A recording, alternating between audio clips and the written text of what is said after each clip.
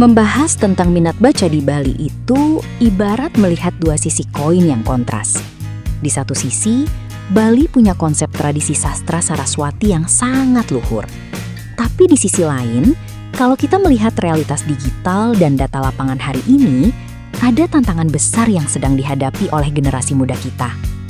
Mari kita bedah narasi ini secara jujur namun santai. 1. Realitas di balik angka. Kita sering mendengar kalau Indeks Kegemaran Membaca, IKM, Indonesia secara umum masih berstatus sedang.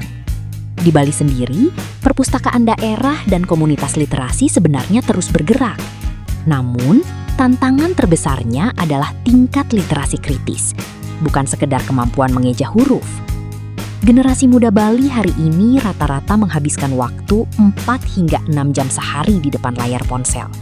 Sayangnya, mayoritas durasi tersebut habis untuk mengonsumsi konten video pendek yang cepat saji, bukan membaca bacaan yang mendalam. Efeknya, minat baca buku konvensional maupun digital yang berbobot terus menurun karena kalah saing dengan algoritma hiburan. 2. Efek domino bagi generasi muda Bali. Rendahnya minat baca ini bukan cuma masalah tidak tahu isi buku, tapi punya efek domino yang langsung berdampak pada masa depan anak muda Bali. Maraknya fenomena FOMO dan disinformasi. Tanpa kebiasaan membaca dan memverifikasi informasi, generasi muda menjadi sangat rentan termakan hoaks. Keputusan-keputusan sosial atau bahkan politik seringkali diambil hanya berdasarkan potongan video 15 detik di media sosial. Krisis identitas budaya.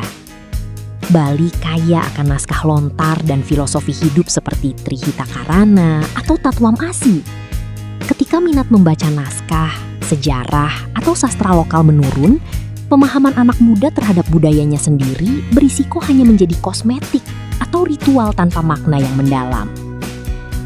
Daya saing ekonomi dan kerja. Di tengah masifnya investasi dan modernisasi di Bali, persaingan kerja menjadi sangat ketat. Generasi yang malas membaca akan kesulitan membangun kemampuan berpikir kritis, critical thinking, dan pemecahan masalah, problem solving.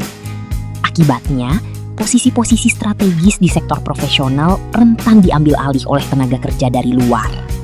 3. Membalikkan arus. Tantangannya sekarang adalah bagaimana mengemas literasi agar tidak membosankan.